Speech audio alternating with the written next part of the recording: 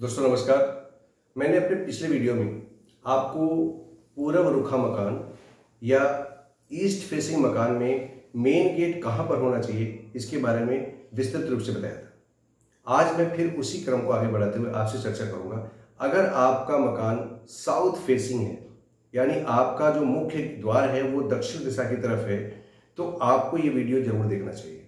और वैसे भी अगर आपको कोई भी गेट दक्षिण दिशा में खुलता है, मान लीजिए आपकी कोई खिड़की भी दक्षिण दिशा में है और कोई ऐसा कुछ बना हुआ आप खोलते हैं, तो भी आपके लिए बहुत उपयोगी है। अगर आपने मकान बना रखा है तो भी आपके लिए उपयोगी है, क्योंकि आप कम से कम ये जज कर पाएंगे कि जो एनालिसिस या जो विश्लेषण मैं करके बताने वाला हूं वो आपको कैसा लगा। और अच्छा लगता है तो डेफिनेटली आप उसको कमेंट बॉक्स में जरूर लिखें और जो अपने विचार हो उसको जरूर व्यक्त करें। तो आइए आज हम चर्चा करते हैं कि साउथ डायरेक्शन में, यानी साउथ फेसिंग जितने मकान होते हैं, या आपका मकान ऐसा है जहां पे आपको दक्षिण दिशा में कोई गेट खोलना पड़ा है, तो क्या वो गेट अपनी सही पोजीशन पर है या नहीं। और मैंने आपको बताया था कि 32 प्रमुख द्वार होते हैं, हर दिशा में 8-8 द्वार बन सकते हैं। तो मैंने कल आपको इससे पहले वीडियो में आपको बताया था कि 8 जो पूरब के द्वार हैं उसकी चर्चा कर ली है। अब दक्षिण के द्वार का मैं वही क्रम लेके चलूंगा जो हमारे पुराने वर्णित है, उसी क्रम से चल रहा हूं मैं। तो आज हम चर्चा करेंगे गेट नंबर 9 के बारे में। गेट नंबर 9 का मतलब हो गया SC3 का पॉइंट, साउथ ईस्ट का थर्ड पॉइंट। और इसके जो स्वामी है, यानी इसके जो देवता है वो है अग्नि। अब स्वभाव ही आप समझ लीजिए, अग्नि है तो फिर प्रचंड अग्नि होगी यहाँ पर। तो ऐसी जगह पर अगर आपका गेट बन गया तो क्या होगा, हमेशा अग्नि का भय रहेगा। अग्नि से धन जन की हानि होती रहेगी।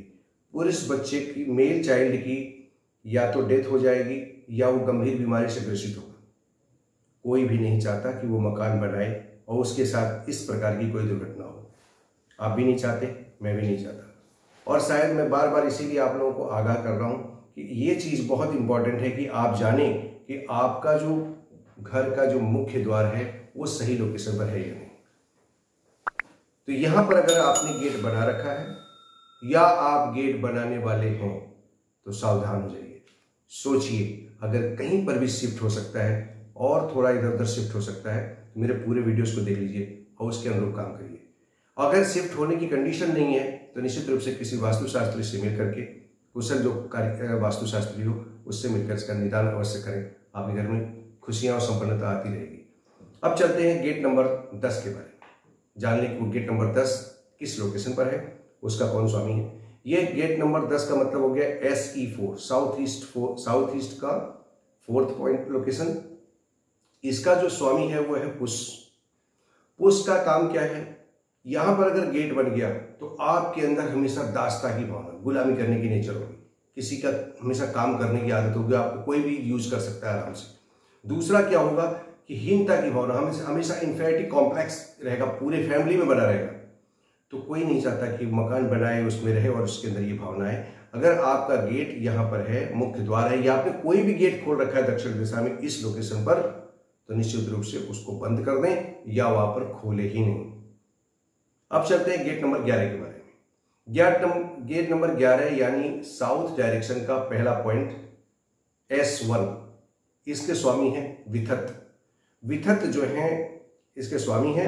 और यहां पर जब गेट बनाएंगे तो थोड़ा सा आप मुस्कुरा सकते हैं, क्योंकि ये लोकेशन परफेक्ट लोकेशन है। यहां पर गेट बनाया जा सकता है साउथ डायरेक्शन में, दक्षिण दिशा में यहां पर गेट बनाया जा सकता है। इसका प्रभाव क्या होता है, इसका प्रभाव शुभ होता है। धन मान सम्मान में, समृद्धि में वृद्धि होती है। तो यहां पर आप गेट बना सकते हैं। आप नोट कर सकते हैं कि साउथ डायरेक्शन में हम इस लोकेशन पर, जिसका S1 पॉइंट है, यहां पर हम गेट बना सकते हैं। अब चलते हैं गेट नंबर 12 के बारे में। गेट नंबर 12 यानी S2 का पॉइंट, इसका जो स्वामी है वो है गृहक्षत। गृहक्षत का काम व्यक्ति को लाभ पहुंचाना है। तो ये क्या देंगे, ये वित्तीय लाभ। यहां पर गेट बना हुआ है तो आपको वित्तीय लाभ होगा, फाइनेंशियल गेन होगा, ग्रोथ होगी, संतान का सुख मिलेगा, धन, परिवार, मान सम्मान में हमेशा वृद्धि होगी। एक तरह से मैं कहूं तो दक्षिण दिशा में इस जगह पर परफेक्ट लोकेशन है, आप गेट बना सकते हैं। और प्राय ये लगभग मध्य के थोड़ा सा पहले का लोकेशन हो जाती है, वहां पर आप गेट को बनाकर लाभ उठा सकते हैं। दक्षिण दिशा में अगर गेट बनाना तो यही लोकेशन परफेक्ट है। S2 आपको याद होगा, अगर आपने पीछे का वीडियो मेरा देखा हो, कि इस डायरेक्शन में मैंने आपको E2 लोकेशन सबसे अच्छी लोकेशन बताई हुई है, और ये आपकी S2 लोकेशन जो बहुत परफेक्ट लोकेशन है। यहां पर अगर आप मेन गेट बनाते हैं तो आपको हर हाल में संपन्नता, सुख, समृद्धि, वित्तीय सहयोग, गेन, ग्रोथ सब मिलेगा। अब आगे चलते हैं। गेट नंबर 13, 13वां गेट। इस गेट का नाम है S3। स्वामी है यमराज। अब तो आप समझ ही गए होंगे कि अगर इसके स्वामी ही यमराज हैं तो फिर क्या होने वाला है। ये अत्यंत अशुभ है। यहां पर अगर गेट है तो अत्यंत अशुभ है, एकदम अशुभ है। और एक तरह से ये बिल्कुल मध्य में पड़ेगा, साउथ का मध्य हो रहा है। अत्यंत अशुभ है, वंशनाशक है, कुलनाशक है यहां पर गेट होना। अगर आपके किसी इष्ट मित्र में यहां पर गेट बना रखा हो तो आप उसका पूरा विश्लेषण कर लीजिए, निश्चित रूप से वो लगभग बर्बाद हो चुका होगा। अगर यहां पर आपका भूल से भी गेट बना हुआ है या आपने मन बना रखा है यहाँ गेट बनाने का, तो सावधान, सोच विचार कर करिएगा। अगर आपको अपना कुल वंश बढ़ाना है तो भूल करके भी गलती न करें। यानी इस पॉइंट पर, S3 पॉइंट पर, 13वें नंबर के पॉइंट पर आपको गेट नहीं बनाना है। आगे चलते हैं। S14वां गेट जो मैंने आपको देखना था, ये S4 साउथ डायरेक्शन का 4th पॉइंट। साउथ का मतलब, और मैं जब S4 बोल रहा हूं ना तो इसका मतलब होगा एग्जैक्ट साउथ की लोकेशन।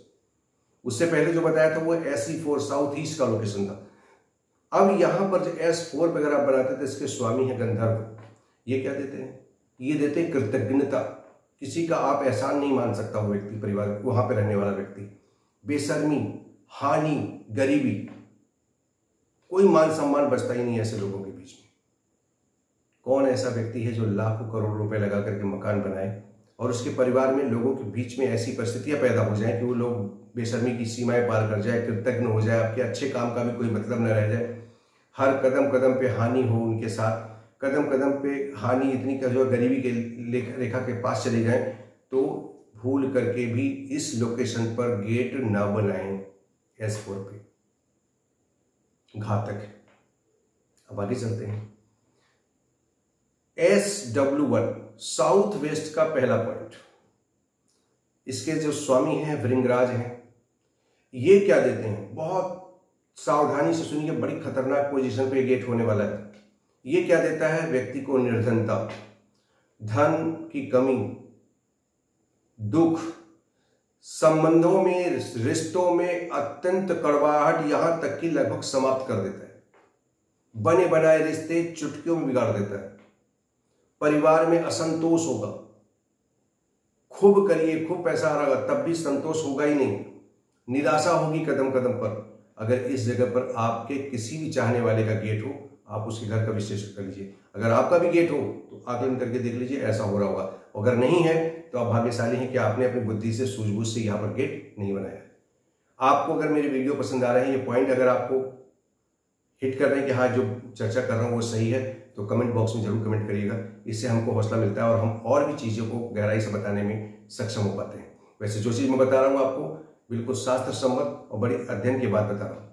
अब अगला जो मैं बताने वाला हूँ पॉइंट, यानी इस लोकेशन पर साउथ वेस्ट के 1 पॉइंट पर, SW1 पर, जिसका स्वामी भृंगराज है, वहां पर भूल करके भी गेट न बनाएं। और अगर गेट बन गया है तो उसको शिफ्ट कर दीजिए, अगर संभव हो तो ले जाइए S2 पर। पूरी दिशा बदल जाएगी आपके घर की। दिशा जो बदली, आप थोड़ी सी दिशा बदलेंगे, दशा बदल जाएगी आपकी। अब आगे चलते हैं। Gate number 16। ये पॉइंट है SW2। इसके स्वामी है मृग। ये भी बिल्कुल वैसे ही खतरनाक है जैसे इससे ठीक पहले वाला SW1 था। क्या देखा ये? इस टाइप के गेट होने पर इस परिवार में अत्यधिक अवांछनीय जो व्यवहार होगा व्यक्ति में, आप कल्पना भी नहीं कर सकते व्यक्ति कैसा व्यवहार कर रहा है हमारे साथ। इस तरह का व्यवहार हो जाएगा, सोचा ही नहीं होगा कि हमारे साथ ऐसा बिहेवियर कर सकता है। रिश्तों को और संबंधों को तो लगभग डिस्कनेक्ट कर देता है, संबंध विच्छेद कर देता है। धन की, वित्त में घोर समस्याएं पैदा हो जाती हैं। संतान का कष्ट होता है, संतान की जो क्षमता होती है उसका ह्रास होता है। कौन चाहेगा कि किसी परिवार में ऐसी स्थितियां पैदा हों कि वो उसके परिवार के लोगों में अनएक्सपेक्टेड बिहेवियर हो जाए, अवांछनीय व्यवहार करने लगे, रिश्तों में संबंध बिगड़ जाए, कोई नहीं चाहता। अगर किसी का भी गेट इस डायरेक्शन में है, साउथ की डायरेक्शन में, अगर साउथ वेस्ट की इन 2 पॉइंट में कहीं पर आता है तो निश्चित रूप से बहुत घातक है। हो सके तो या तो इसको पूरी तरह से बंद कर दें और या फिर उसको वहां से शिफ्ट करें, यही इसका उपाय है। कभी कभी ऐसा होता है, व्यक्ति का नॉर्थ फेसिंग मकान है, पीछे उनके प्लॉट बचे हुए हैं, उन्होंने अपनी सुविधा से गेट बना लिया और भूल गए कि मैंने गेट कहाँ बनाया, या तो जानकारी नहीं है, अज्ञानतावश बन गया है। तो अगर अज्ञानतावश कोई कार्य हो गया और आपके पास कोई विकल्प है तो उसको निश्चित रूप से बंद करिए। और अगर विकल्प नहीं है तो फिर मैं बार बार कहता हूं, किसी अच्छे कुशल वास्तुशास्त्री को बुलाइए और उससे परामर्श लीजिए, उसका कोई न कोई उपाय आपको जो बताएगा। फिर मैं आपको इसे बताता हूं, कुछ चीज़ों की रेमेडी संभव नहीं है। कभी कभी कुछ चीज़ों की रेमेडी बिल्कुल संभव नहीं है और रेमेडी करानी नहीं चाहिए। हो सके तो उसका पूर्ण निदान करना चाहिए। पूर्ण निदान क्या होगा कि अगर गेट ही शिफ्ट हो सके तो शिफ्ट कर दीजिए या फिर उसको क्लोज कर दीजिए। अब कोई किसी का मकान ही इस साइड ही खुल सकता है तो फिर उसमें अगर संभव हो जाए तो उसको थोड़ा सा हटा करके SW1, SW2 और S3 से हटा करके कहीं बनाइए तो कुछ हद तक आपका काम चल सकता है। तो आज की वीडियो मैंने आपको बताया 8 गेट आज कवर किए मैंने, जो कि दक्षिण दिशा के।